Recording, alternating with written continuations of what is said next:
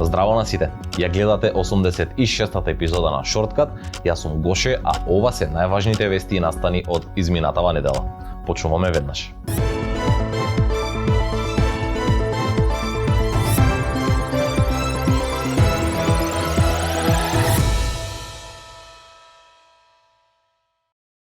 Продолжува индиректната дискриминација на средношколците и студентите од приватните училишта и универзитети на кои градот Скопје не им обезбедил бесплатен јавен превоз во главниот град.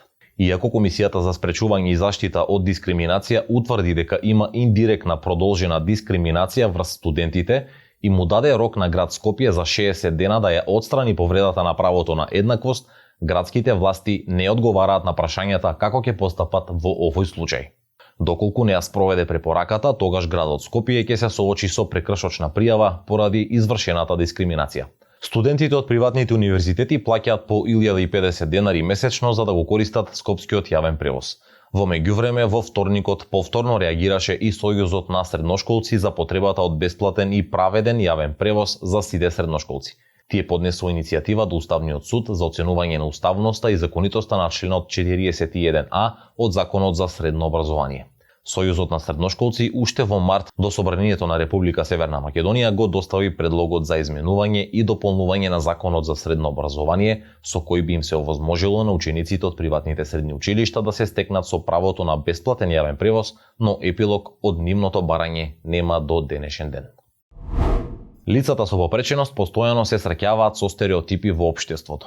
Бариерите со кои тие се соочуваат најчесто започнуваат со ставовите на лицата без попреченост, кои пак често се вкоренети поради дезинформации, недоразбирања и недоволно познавање на тоа како е да се живее со хендикеп. Во овој шорткат ќе представиме дел од новата епизода на Зошто не е така, во која главна тема се токму митовите и дезинформациите за лицата со попреченост. Митовите ги коментираат Бира Салифовска, дипломиран специјален едукатор и рехабилитатор и лице со оштетен вид, Елена Кочовска од Полио Плюс движењето против хендикеп и Томица Стојановски од Националниот сојуз на глуви и наглуви лица. Лицата со оштетен вид имаат подобро развиен слух. Не е така. Лицата со оштетен вид со самото користење на слухот многу повеќе го изоструваат од другите од останатите сетила заради тоа што недостатокот од сетилото за вид го компензираат со сетилото за слух. Губењето на одреден на некое сетило не значи развивање често на друго сетило. Дали ќе развиеме одредени сетила или не, зависи од тоа колку самите ќе вложиме во развивање на тоа сетило. Знаковниот јазик е универзален за цел свет. Знаковниот јазик на македонски е ист со знаковниот јазик на англиски. Не, тоа не е така. Нашиот македонски знаковен јазик се употребува за нашето подрачје, во нашата држава. Во целиот свет постои интернационален знаковен јазик кој што има поедноставни знаци и тоа е исто како англискиот што е во говорниот. Сите лица, корисници на количка, се болни и во постојана болка. Во основа, лицата кои што користат колички не се нити болни, нити се во постојана болка. Болката е дел од самиот Homo sapiens.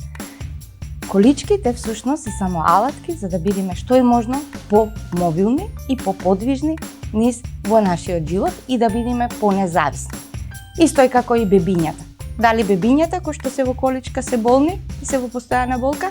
Не, само служат како превозно средство од точка А до точка Б. Слепите лица не сонуваат. Не е така. Има слепи лица што сонуваат, но разликата е во тоа што ако слепото лице ослепело пред 3 години, можеби перцепцијата на сонување е многу поразлична од оние што ослепеле покасно.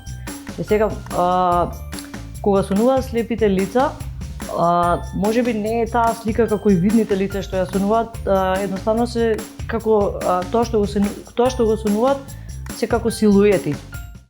Целата епизода на Зошто не е така ќе биде објавена викендов на сите наши канали на социјалните мрежи, а ние продолжуваме понатаму со информацијата за доделувањето на престижното признание Инженерски прстен 2023 на најдобрите дипломирани инженери на универзитетите во земјава.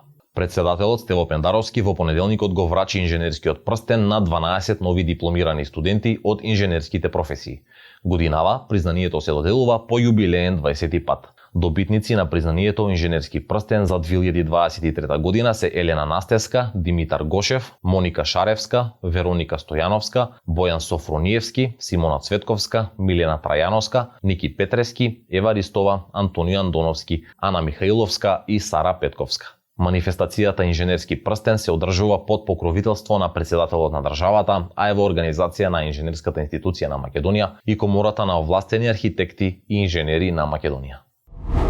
На сите талентирани дипломирани инженери им го честитаме вредното признание, а за крајот на емисијата информираме дека утре во Младинскиот културен центар во Скопје ќе се одржи 12-тото издание на Engage настанот за социјален активизам кој го организираат Младинскиот образовен форум и Радио МОВ. Целиот настан е бесплатен, почнува во 13 часот и е топла препорака за сите млади кои сакаат да слушнат инспиративни говори на странски и домашни активисти. Вечерната музичка програма со 6 бендови започнува во 20 часот. Стигнавме до крајот и на вечерашната епизода на Shortcut. Ви благодариме што сте со нас. Пишете ни на Instagram и TikTok ако имате сугестии или предлози и секако читајте ја рубриката CTRL-Z на meta.mg. Се гледаме следната недела во истото време. Чао, чао!